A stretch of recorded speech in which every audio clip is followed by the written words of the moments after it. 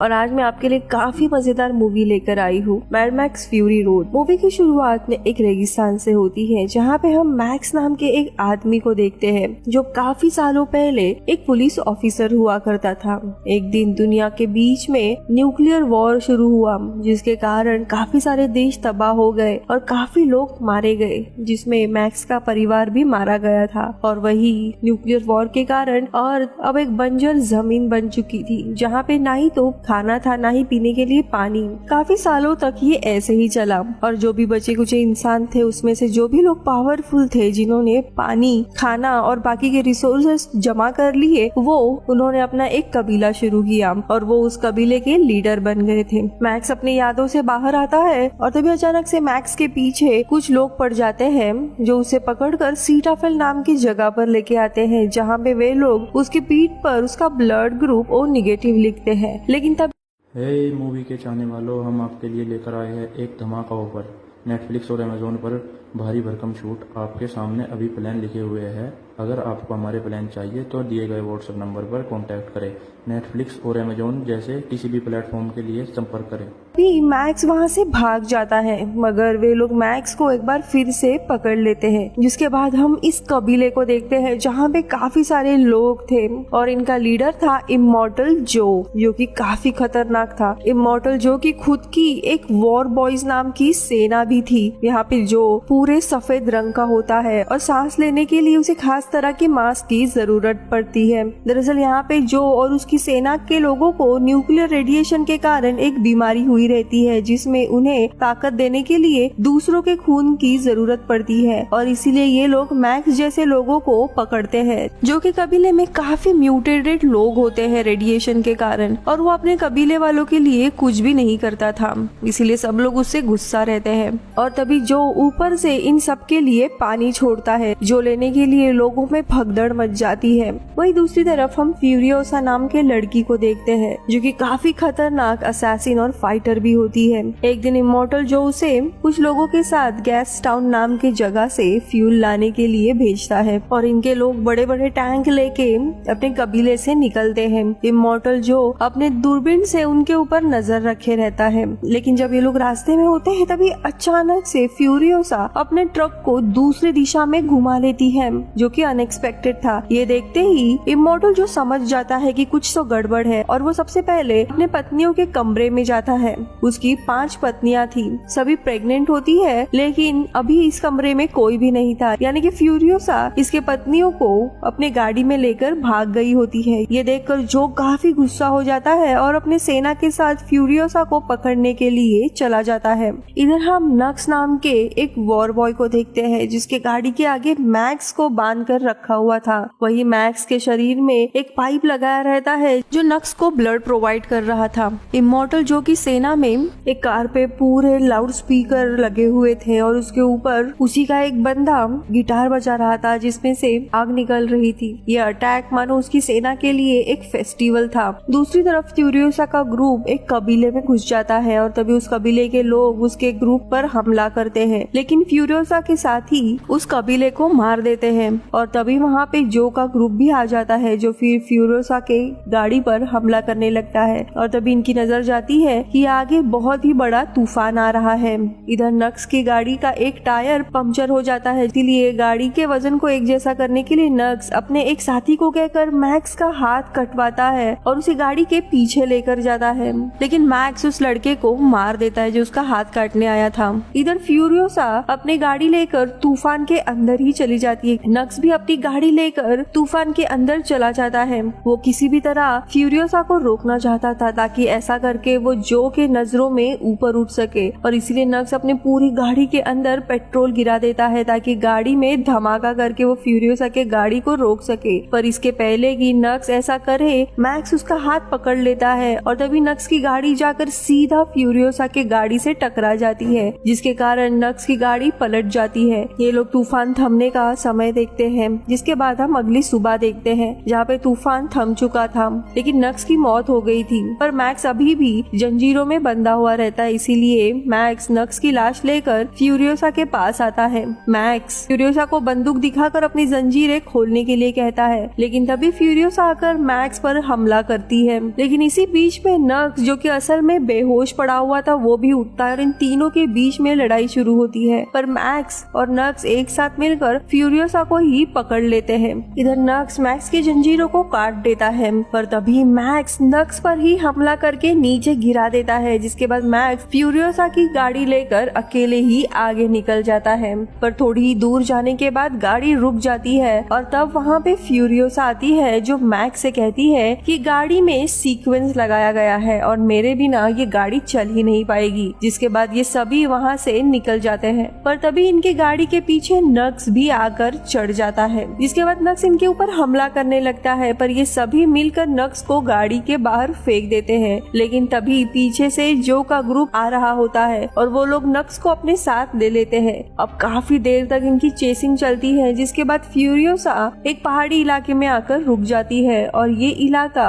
Biker gang का होता है, जिन्हें फ्यूरियोसा ने इस जगह से निकलने के लिए पेट्रोल देने का वादा किया था। इधर फ्यूरियोसा मैक्स से कहती है कि तुम सभी को लेकर गाड़ी के नीचे छुप जाओ। जिसके बाद फ्यूरियोसा बाहर आती है और तभी वहाँ पे एक बाइकर गैंग का लीडर आकर फ्यूरियोसा से कहता है कि तुमने तो कहा था कि तुम्हारे साथ सिर्फ कुछ लोग होंगे, लेकिन तुम्हारे पीछे तो जो की पूरी सेना पड़ी है, यानी कि तुमने कुछ तो गलत काम किया होगा। हमें तुम्हारे साथ कोई भी सौदा नहीं करना है। और ये कहकर वो फ्यूरियोसा के ऊपर गोलियां चलाने लगते हैं। फ्यूरियोसा सही समय पर गाड़ी के अंदर आती है और सभी यहाँ से भागने की कोशिश करते हैं। अब यहाँ पे बाइकर गैंग को पता था कि जो की सेना अगर इधर आई तो बाइकर गैंग को भी वो मार डालेंगे, इसलिए बाइकर गैंग खुद जो के ग्रुप को रोकने के लिए पहाड़ पर एक धमाका करते हैं, जिसके कारण आगे जाने का रास्ता बंद हो जाता है। लेकिन जो के पास मॉन्स्टर ट्रक रहता है, जो लेकर किसी तरह पत्थरों के दूसरे तरफ चले जाते हैं। दूसरी तरफ बाइकर गैंग फ्यूरियोसा का पीछा करने लगती है, पर फ्यूरियोसा और मैक्स दोनों मिलकर सभी को मार देते हैं। पर तभी वहाँ पे जो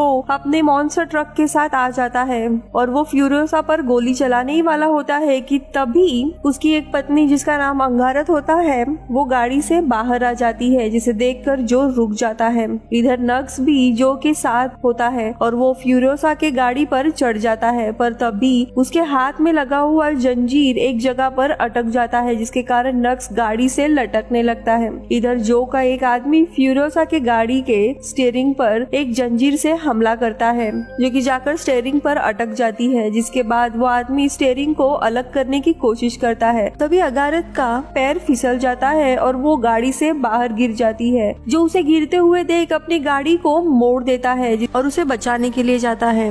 वही मैक्स गाड़ी को ना रोकने का फैसला करता है और देखते ही देखते वो लोग काफी दूर आ चुके थे। इधर जो की दूसरी पत्नी, जिसका नाम कैप था, वो गाड़ी के पीछे वाले हिस्से में आती है, जहाँ पे उसे एक जगह पे नक्स पड़ा हुआ मिलता है, जो कैप से कहता है कि मेरे पास तुम लोगों को पकड़ने के 3 मौके थे, पर मैंने सारे गवा दिए। जिस पर कैप कहती है शायद हमारी किस्मत में एक अच्छी जिंदगी लिखी थी, इसीलिए हम जो के जुल्म से आजाद हो रहे हैं। दरअसल इमोर्टल जो इन 5 के ऊपर बहुत ही जुल्म ढाता था, इन्हें सिर्फ बच्चे पैदा करने के लिए यूज किया जा रहा था। और एक दिन फ्यूरियोसा को इनकी दया आती है, इसीलिए वो इन 5 को भगाने का प्लान बनाती है। अब ये लोग अपना सफर जारी रखते हैं और देखते ही देखते रात हो जाती है, पर तभी इनकी गाड़ी एक दलदल में अटक जाती है। वही जो का ग्रुप अभी भी इनका पीछा कर रहा होता है, इसलिए ये लोग जमीन पर बॉम्ब बिछा देते हैं और उसमें जो की कुछ गाड़ियों की एक्सीडेंट होती है, जिसे देखकर जो का ग्रुप वहीं पे रुक जाता है। अब रात के समय में जो का डॉक्टर, जो उसकी पत्नी घायल हुई थी, उसके बेबी की डिलीवरी करता है, लेकिन उसका बेबी ऑलरेडी इस दुनिया से जा चुका था। ये देखकर जो को काफी गुस्सा आता है। तो यहाँ पे दूसरी जगह पे हम नक्स को देखते हैं। वो मैक्स की मदद करने का फैसला करता है और वो कहता है कि सामने एक पेड़ है और अगर हम गाड़ी के आगे की जंजीर लगाकर पेड़ से बांध देते और गाड़ी को बाहर निकालने की कोशिश करे तो शायद गाड़ी बाहर निकल पाएगी। जिसके बाद बाद ये लोग ऐसा ही करते हैं और गाड़ी बाहर आ जाती है। लेकिन तभी जो के ग्रुप का एक आदमी जिसका नाम बुलेट फार्मर होता है अपनी गाड़ी लेकर इनकी तरफ बढ़ने लगता है और गोलियां चलाने लगता है। पर फ्यूरियोसा बुलेट फार्मर के गाड़ी के लाइट पर गोली चलाती है, जिससे कि कांच के टुकड़े बुलेट फार्मर के आंखों में ही चले जाते हैं और वो अंधा हो जाता है। पर वो अभी भी गोलियां चलाना बंद नहीं करता और इसीलिए मैक्स अकेले अपने साथ पेट्रोल का एक डब्बा लेकर बुलेट फार्मर की गाड़ी के पास जाता है और कुछ देर के बाद हम एक बहुत ही बड़ा धमाका देखते हैं, जिसे देखकर फ्यूरियोसा समझ जाती है कि मैक्स शायद मारा गया है। लेकिन तब भी वहाँ पे मैक्स अकेला बाहर आता है, जिसके हाथों में बुलेट फार्मर का हथियार होता है, यानी उसने उसे मार डाला था। जिसके बाद ये सब आगे बढ़ते हैं और चलते हुए इन्हें सुबह हो जाती है। इधर मैक्स फ्यूरियोसा से पूछता है तुम इन सभी को लेकर कहाँ जा रही हो, जिस पर फ्यूरियोसा कहती है कि मैं इन्हें ग्रीन प्लेस नाम की एक जगह पर लेके जा रही हूँ, जहाँ पे मैं पैदा हुई थी, जो जगह अभी भी काफी अच्छी है, लेकिन मुझे बचपन में जो के लोगों ने किडनैप कर लिया था। और तभी ये लोग एक टावर के पास पहुँचते हैं। इधर फ्यूरियोसा बाहर आकर अपने माँ और अपने कबीले का नाम लेने लगती है और तभी वहाँ पे फ्यूरियोसा के कबीले के कुछ लोग आते हैं जिन्हें बुवालिनी कहा जाता है। फ्यूरियोसा उनसे पूछती है कि ग्रीन प्लेस कहाँ पर है, जिस पर वो लोग कहते हैं तुम लोग अभी उसी जगह से आए हो। दरअसल ग्रीन प्लेस वही जगह है जहाँ से तुम लोग अभी आए हो, जो कि अब दलदल बन चुका है। यानी कि रात भर ये लोग जहाँ पे रुके थे, जिस दलदल में इनकी गाड़ी फंसी थी, वही ग्रीन प्लेस था जो किसी जमाने में हरा भरा हुआ करता था और अब वहाँ पे कुछ भी नहीं बचा है, सिर्फ दलदल है। जिसे सुनकर फ्यूरियोसा काफी टूट जाती है। अब रात में ये लोग वहीं पे रुकने का फैसला करते हैं। जब फ्यूरियोसा मैक्स से कहती है कि हमें अभी आगे बढ़ना चाहिए, जिस पर मैक्स कहता है कि मैं अब से अकेले ही सफर करूंगा, मैं तुम लोगों के साथ नहीं जा सकता। अब अगले दिन मैक्स को छोड़कर बाकी सभी निकल जाते हैं, पर तभी मैक्स को अपने बेटे का विजन आता है, जो मैक्स से कहता है कि आपने कहा था कि आप मेरी जान बचाओगे, पर आपने ऐसा नहीं किया। जिसे सुनकर मैक्स अपना इरादा बदल देता है और वो गाड़ी लेकर वापस से फ्यूरियोसा के पास जाता है और कहता है मैं तुम्हारा साथ देने के लिए तैयार हूँ। हमारे रहने के लिए सिर्फ सिटाडेल ही ऐसी जगह है जो काफी अच्छी है, जहाँ पे पानी भी है और खाने का सामान भी है, और जो अभी अपनी आधे से ज्यादा सेना के साथ है, जिसका मतलब ये हुआ कि हम सिटाडेल पर कब्जा कर सकते हैं। सिटाडेल यानी वही जगह जिसका लीडर इमोर्टल जो था। अब वो अपने आधे से ज्यादा सेना के साथ रास्ते पर था, यानी उस जगह का लीडर अब कोई भी नहीं था।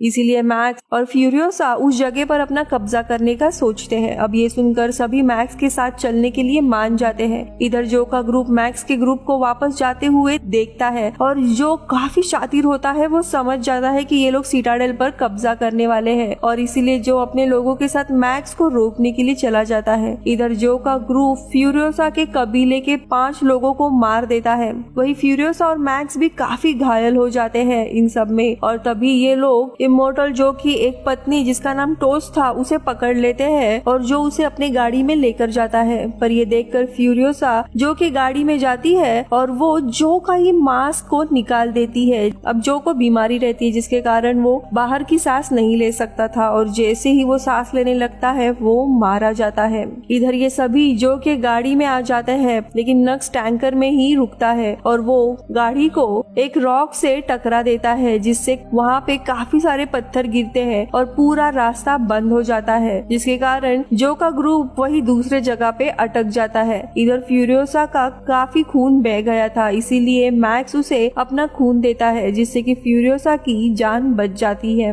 वही ये सब कुछ समय के बाद सिटाडेल में पहुंच जाते हैं, जहाँ पे जितने भी सिपाही और जो के लोग होते हैं उन्हें वो लोग जो की लाश दिखाते हैं, यानी उन्होंने उनके पहले लीडर को मार दिया था, जिससे साबित होता है कि ये लोग अभी सिटाडेल के नए लीडर हैं। जो की लाश देखकर सिटाडेल के काफी सारे लोग खुश हो जाते हैं। वही बचे हुए वॉर बॉयज अब फ्यूरियोसा को अपना नया लीडर बना देते हैं। अब यहाँ पे लीडर बनने के बाद फ्यूरियोसा देखती है कि मैक जो कि सिर्फ इनकी मदद करने के लिए यहाँ पे रुका था, वो भी सिटाडेल से निकलकर अपने रास्ते जाने का फैसला करता है और भीड़ में कहीं गायब हो जाता है। और ये मूवी इधर ही खत्म होती है। Bye bye.